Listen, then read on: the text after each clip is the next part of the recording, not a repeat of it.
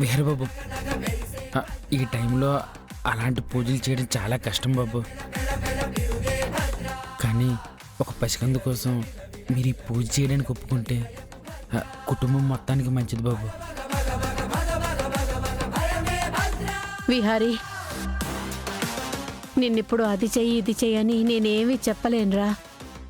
అంతా నీ ఇష్టం.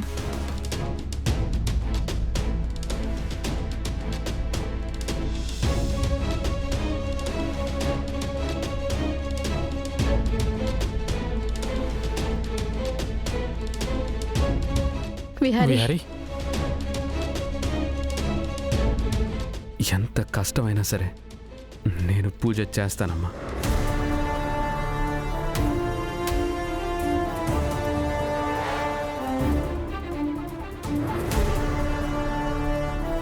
రేపండు నువ్వు వెంటనే విహారిని తీసుకుని దగ్గరలో ఉన్న శివాలయానికి వెళ్ళి విహారితో ఆ పూజ దగ్గరుండి జరిపించు.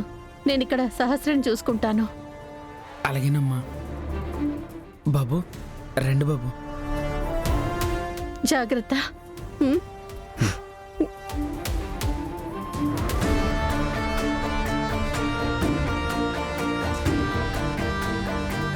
భగవంతుడా, ఇకంతా నీదే భారం.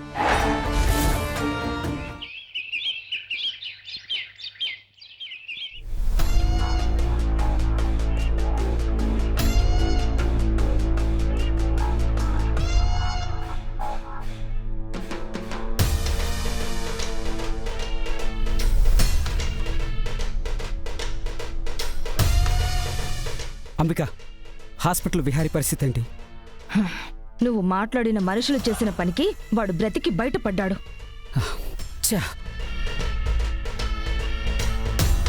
పోనీ ఇప్పుడు వెళ్ళి వాడు ప్రాణాలు తీసేనా? వద్దు సుభాష్, ఇది టైం కాదు. ఇంకోసారి విహారీ సంగతి చూద్దాం.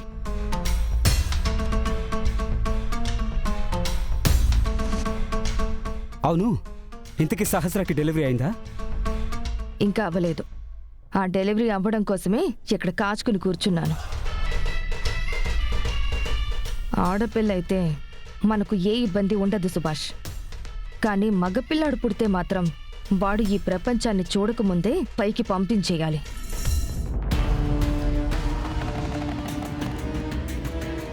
అవును అంబిక, హాస్పిటల్ స్టాఫ్కి డబ్బులు పడేస్తే సహస్ర కడుపులో ఉన్నది మగపిల్లడో ఆడపిల్లో చెప్పేస్తారు కదా. అలా చెప్పేస్తే మనం ఏం చేయాలో ఆలోచించుకోవడానికి టైం ఉంటుంది కదా. అదంత ఈజీ కాదు సుభాష్. హాస్పిటల్ స్టాఫ్ అంత తేలిగ్గా చెప్పరు. పోనీ నేను ఒకసారి ట్రై చేయనా?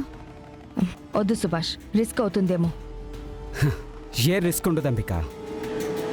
నేను ఎవరో ఒక స్టాఫ్కి డబ్బులు ఎరగా వేస్తే సహస్ర కడుపులో ఉన్నది ఆ బిడ్డ గురించి ఇన్ఫర్మేషన్ లాగుతాను. సరే, నీ ఇష్టం.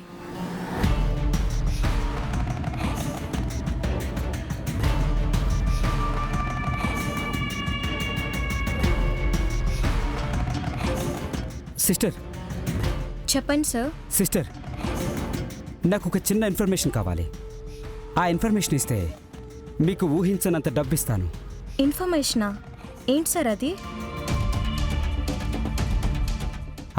ఏం లేదు సిస్టర్, లోపల సహస్రాని మాకు తెలిసిన అమ్మాయి ఉంది. తను పాపం నొప్పులతో బాధపడుతుంది. తనకి పుట్టబోయేది మగపిల్లోడా ఆడపిల్లో చెప్తే చాలు.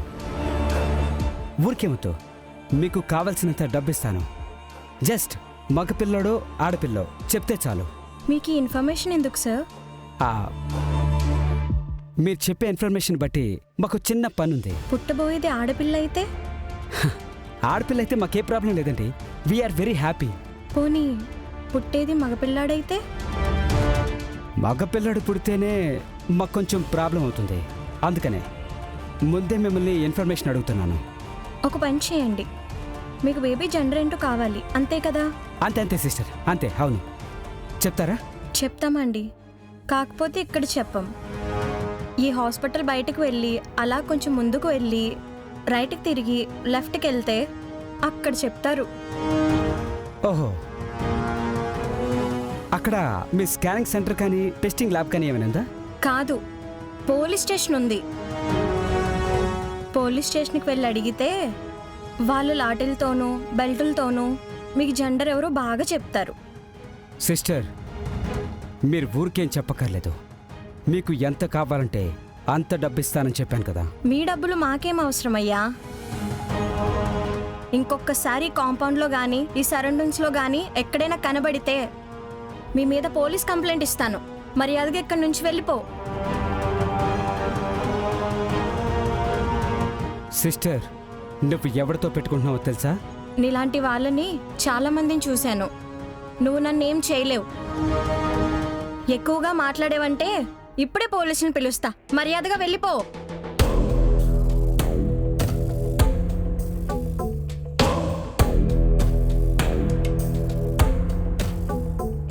ఛ!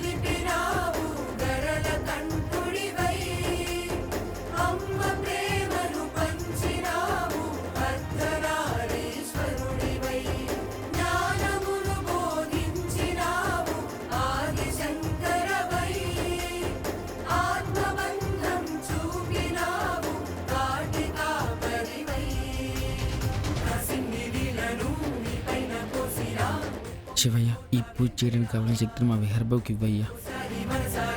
పండు, అభిషేకానికి సంబంధించిన ఏర్పాట్లు చూడు. అలాగే బాబు.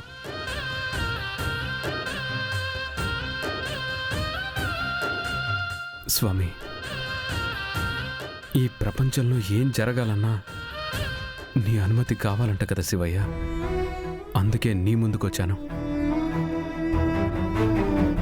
నిన్నటి వరకు ఏ బరువు బాధ్యత లేకుండా నా కనకం కోసం పాకులాడుతూ తిరిగాను. నిన్నటి వరకు నాకు దేవుడంటేనే నమ్మకం లేదు, మనుషులంటే విలువ లేదు. అలాంటి నేను ఎందుకు నీ ముందుకొచ్చానో తెలుసా? ఓ పసికందు కోసం. ఈ ప్రపంచాన్ని ఎప్పుడెప్పుడు చూడాలా అని ఎదురు చూస్తున్నా ఓ పసిబిడ్డ కోసం నీ ముందుకొచ్చాను. ఆ బిడ్డ కోసం నేను నిన్ను వేడుకుంటే నువ్వు కరుణిస్తావని చెప్పారు. అలా అని ఆ బిడ్డంటే నాకు అమితమైన ప్రేమేమీ లేదు, కేవలం మానవత్వం మాత్రమే ఉంది. ఆ మానవత్వంతోనే నేను అడుగుతున్నాను.